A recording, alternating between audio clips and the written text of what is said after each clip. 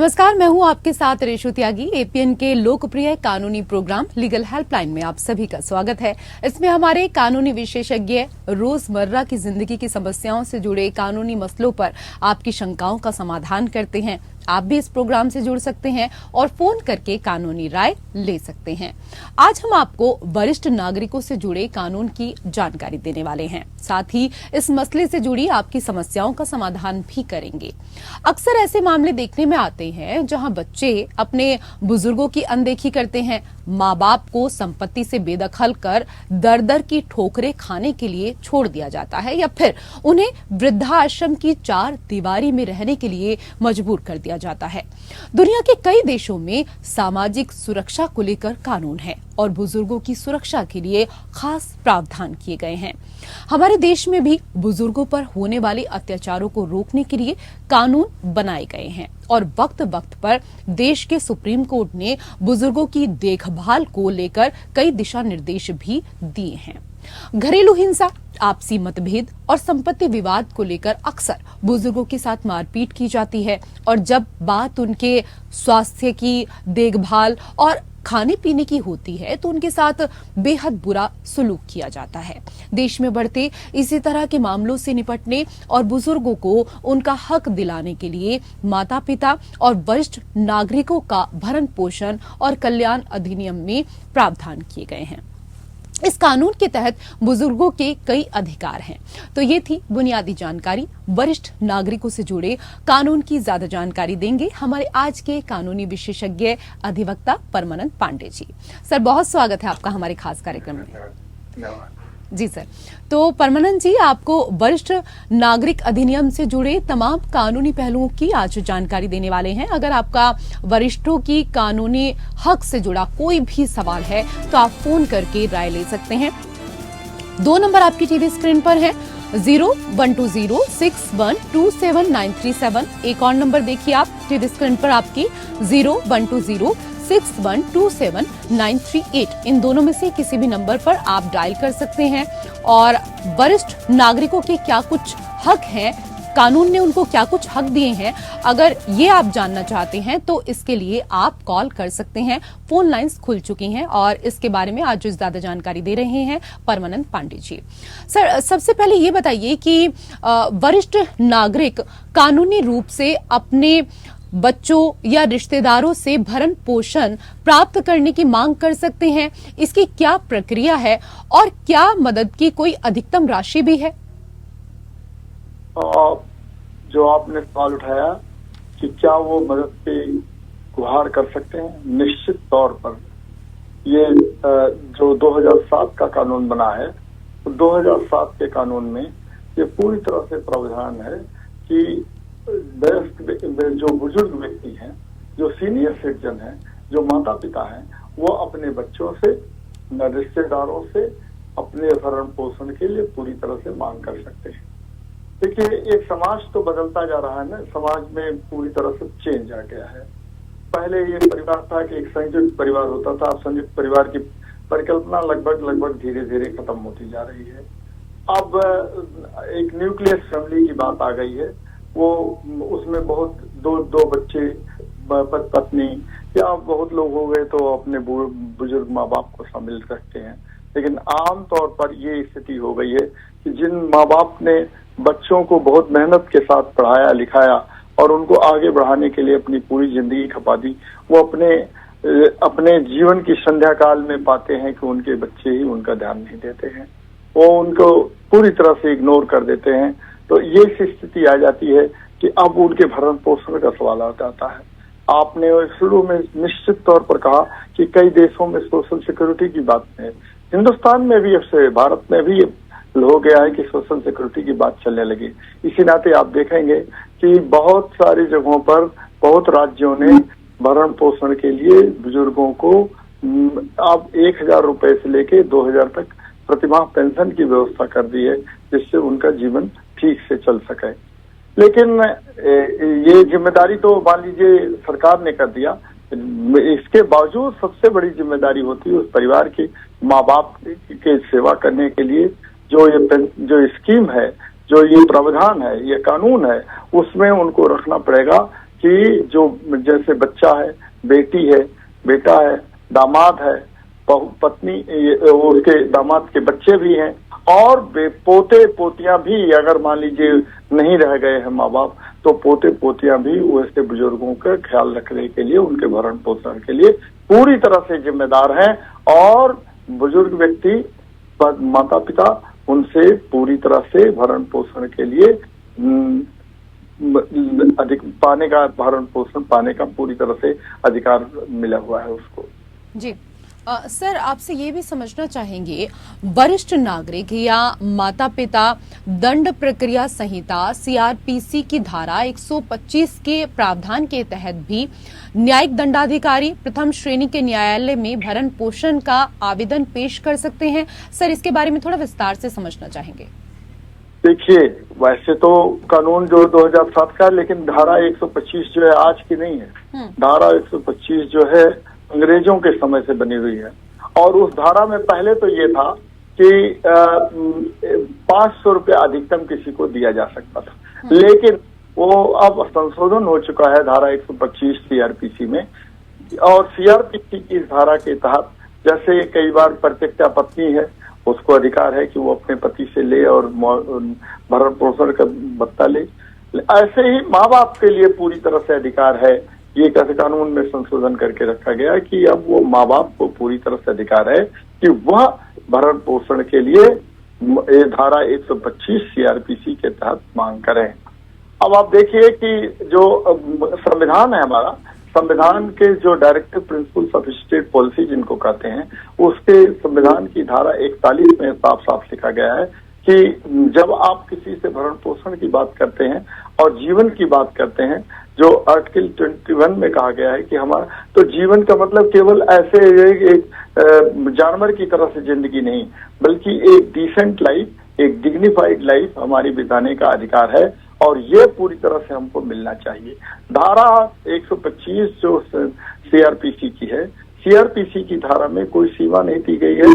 पहले ये था कि 500 रुपए, फिर उसको सीमा को और बढ़ा दिया गया, लेकिन अब सुप्रीम कोर्ट के फैसले आ चुके हैं और हाई कोर्ट, विभिन्न हाई कोर्ट के फैसले आ चुके हैं कि यह उस व्यक्ति की आवश्यकता और जो पेइंग कैपेसिटी, जो अगर मान लीजिए बहुत गरीब स्थिति में है, बेटा और बहू बहुत खराब हालत में है, तो आप उनसे कैसे उम्मीद कर सकते हैं कि वो उनके जीवन कैसे ढंग का मांगते हैं और वो कितना दे सकते हैं। तो पेइंग कैपेसिटी कितनी है, उनके देने की क्षमता कितनी है, और क्या उनकी आवश्यकता है, दोनों के बीच में संतुलन बना करके ही मुख्य दंडाधिकारी जो है उस पर निर्देश कर सकता है कि इनको इतना भरण पोषण के लिए भत्ता दिया जाना चाहिए प्रतिमाह, और वो निश्चित रूप से लागू होगा। तो उसको लागू करने के लिए पूरी, अगर नहीं होता है तो उस पर दंड दिया जा सकता है, दंड दे करके ही उसको लागू कराया जा सकता है। लेकिन ये तो निश्चित तौर पर है कि जो आप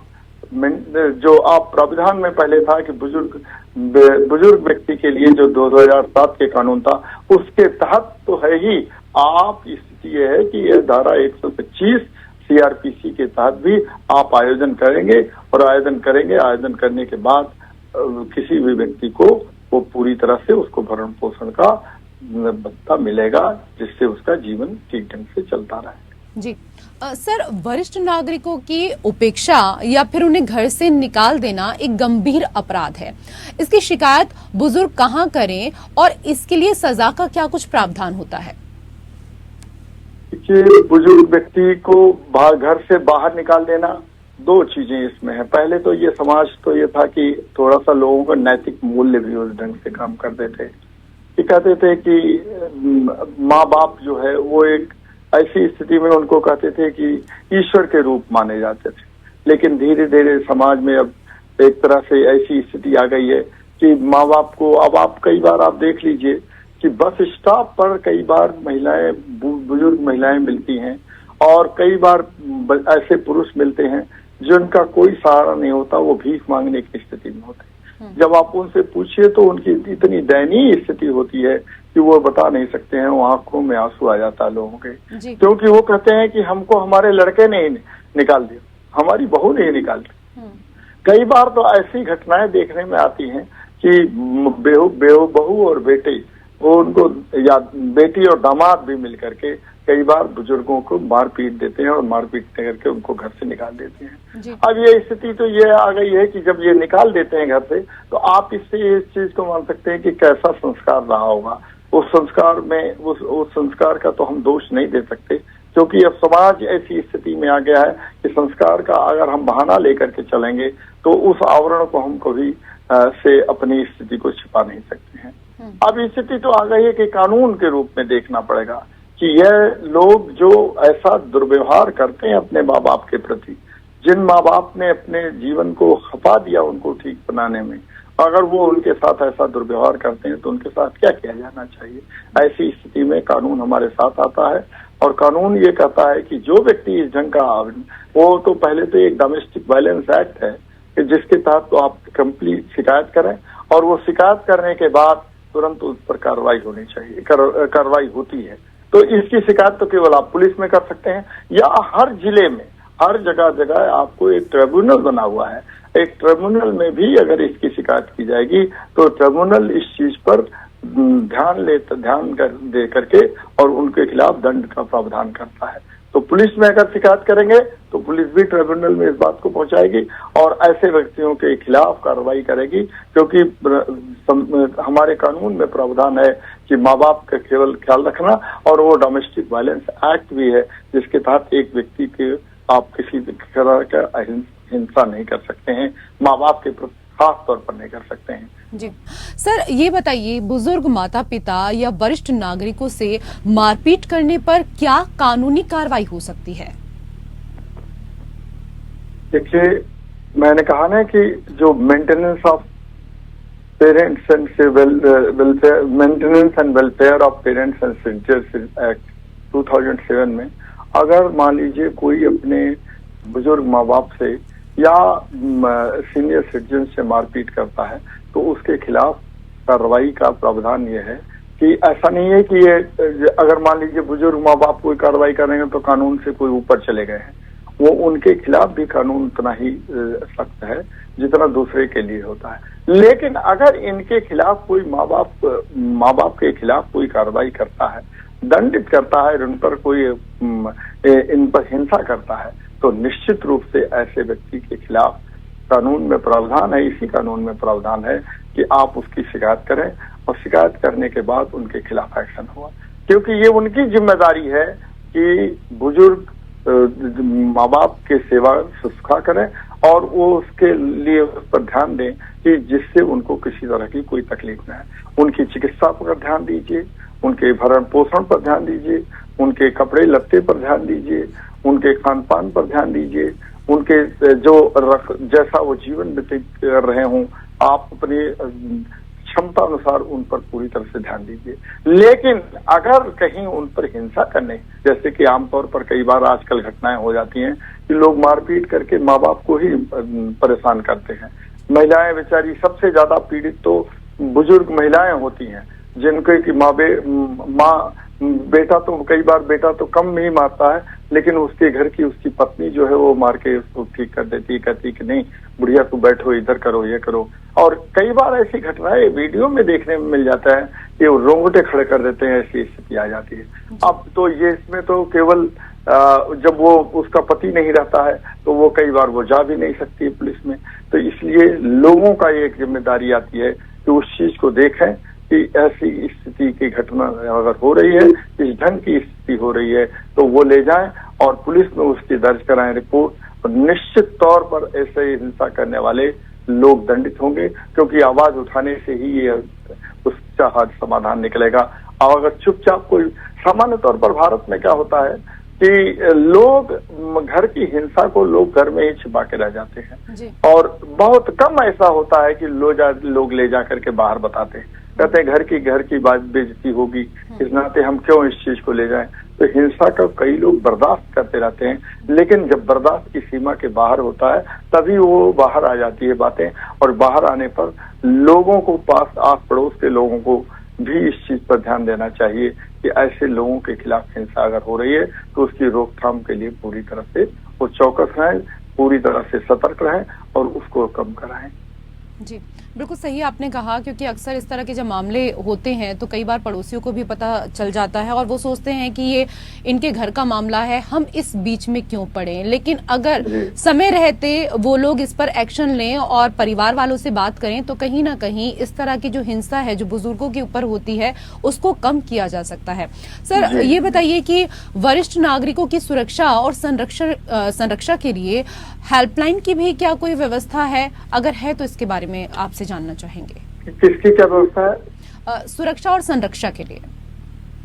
सुरक्षा और संरक्षा के लिए तो ये पूरी तरह से व्यवस्था है ही, ये पुलिस की व्यवस्था तो है ही, ये कानून में ही इस चीज का जो वेलफेयर, देखिए इस एक्ट का नाम ही है कि मेंटेनेंस ऑफ सीनियर सिटीजन और पेरेंट्स वेलफेयर एक्ट, जो वेलफेयर है, मेंटेनेंस एंड वेलफेयर एक्ट नाम है। तो केवल उनकी सुरक्षा, उनका रख रखाव, उनका भरण पोषण ही नहीं बल्कि उनके अच्छाई भलाई के लिए भी कोई काम आता है तो उसके लिए पूरी तरह से ध्यान देने की जरूरत है। और ये तो कानून हमारा साथ दे रहा है और वो सीआरपीसी में इस चीज को, डोमेस्टिक वायलेंस भी इस चीज को ध्यान देता है। और एक चीज बताएं कि धीरे धीरे अब तो ऐसा है ना कि बहुत सारे माँ बाप बच्चे विदेश चले गए हैं तो उनके कई बार ये स्थिति आ जाती है कि माँ बाप बहुत ही खराब स्थिति में होते तो भी बच्चे नहीं आ पाते हैं। अब वो उनका देखभाल कौन करे? न्यूक्लियस फैमिली होने के कारण परिवार में और लोग रह नहीं जाते हैं, तो जो बेटी और दामाद हैं वो भी उनके कहीं दूसरी जगह चले गए हैं, उनकी अपनी खुद की समस्याएं होती हैं और वो भी नहीं ध्यान पाते। लेकिन ये लोगों को ध्यान में रखना चाहिए कि हमारी ये जिम्मेदारी है कि हमारे माँ बाप और हमारे बुजुर्ग किस ढंग से रह रहे हैं उस चीज का ध्यान दिया जाए। अगर वो ध्यान नहीं दे पा रहे हैं तो उनको उसके प्रति सचेष्ट किया जाना चाहिए कि आप इस पर ध्यान करिए। कानून पूरी तरह से हमारे लिए साथ में है, लेकिन कानून का कानून को अपने ढंग से सोचना पड़ेगा और कानून को ले आना पड़ेगा। कई बार ये भी होता है कि लोग इस चीज को नहीं ध्यान दे पाते हैं। आस पड़ोस की बात जैसे आपने कहा ना कि कई लोग कहते हैं कि क्यों हम बीच में पड़े, लेकिन ऐसी स्थिति आ जा सकती है कि लोगों को इस पर ध्यान देना पड़ेगा। और धीरे धीरे अब आपके बताएं कि धीरे धीरे भारत में अब बुजुर्गों की संख्या बढ़ती जा रही है। कई बार तो ऐसा डाटा निकलने का रहा है कि सन 2050 तक ये संख्या 20% हो जाएगी, जब बुजुर्ग ज्यादा हो जाएंगे और जो युवा लोग हो जाएंगे कम हो जाएंगे, बच्चे कम रहेंगे। तो ऐसी स्थिति में अब सब और कानून को ठीक से बनाए रखने की जरूरत है और देखना होगा कि ये सरकार किस ढंग से काम करती है। वृद्धाश्रम की बात जहां तक आई है तो आज देख लीजिए चल के वृद्धाश्रम में कई बार ऐसी इतनी खराब स्थिति है कि जाकर देख करके लगता है कि नहीं, ये तो इनको और यातना मिल रही है, इनको और प्रताड़ना मिल रही है। इस प्रताड़ना से बचने के लिए, इस यात्रा से बचने के लिए परिवार को ठीक से रखना पड़ेगा और परिवार के लोग ही इस चीज को ध्यान से देंगे तभी यह अच्छा हो पाएगा। बिल्कुल, स्थिति तभी सुधर सकती है। सर, आखिरी सवाल मेरा आपसे, सर, जब वरिष्ठ नागरिक इस शर्त पर अपनी संपत्ति अपने उत्तराधिकारी के नाम कर चुका है कि वो उसकी आर्थिक और शारीरिक जरूरतों को पूरा करेगा, और अगर संपत्ति का उत्तराधिकारी ऐसा नहीं करता है तो क्या माता पिता या वरिष्ठ नागरिक अपनी संपत्ति वापस ले सकते हैं? इसकी क्या कुछ कानूनी प्रक्रिया होती है, ये आपसे समझना चाहिए। जी, आपने ठीक सवाल उठाया। हमने इस शर्त पर अपनी संपत्ति को, या हम नई शर्त पर दिए भी नहीं है, तो वो इस शर्त पर हमारा बेटा हमारी संपत्ति को पाएगा, हमारी बेटी इस संपत्ति को पाएगी कि वो हमारा ध्यान रखेगी। अगर ये इस चीज को हम देखते हैं कि वो हमारा ध्यान नहीं दे रही है, मेरी बेटी, मेरी बहू या मेरा बेटा इस चीज पर ध्यान नहीं दे पा रहा है, तो निश्चित रूप से हमको ये अधिकार है कि हम उसको वापस ले सकें। ये इसी एक्ट के तहत है, maintenance and welfare of senior citizens and parents act 2007 में ही यह प्रावधान है कि हम पूरी संपत्ति को अपने वापस ले सकेंगे। और सुप्रीम कोर्ट का फैसला आ चुका है, जैसे डॉक्टर अश्विनी कुमार के फैसले में आ चुका है कि इस चीज को अगर आप चाहते हैं कि अगर आप संपत्ति का ध्यान लिया, आपका अधिकार ले लिया गया है और वो जो लेने वाला है व्यक्ति वो हमारा ध्यान नहीं दे पा रहा है, अपनी मटरगश्ती में अपने ढंग से उसको उड़ा रहा है और मेरे ऊपर ध्यान नहीं दे रहा है, तो मैं निश्चित रूप से उसको वापस ले सकता हूं। इसमें कहीं कोई रोक तो नहीं है। बहुत बहुत शुक्रिया सर, हमारे दर्शकों को आज के विषय पर तमाम जानकारी देने के लिए। और इसी के साथ हमारे खास कार्यक्रम लीगल हेल्पलाइन में मेरे साथ फिलहाल इतना ही। नमस्कार।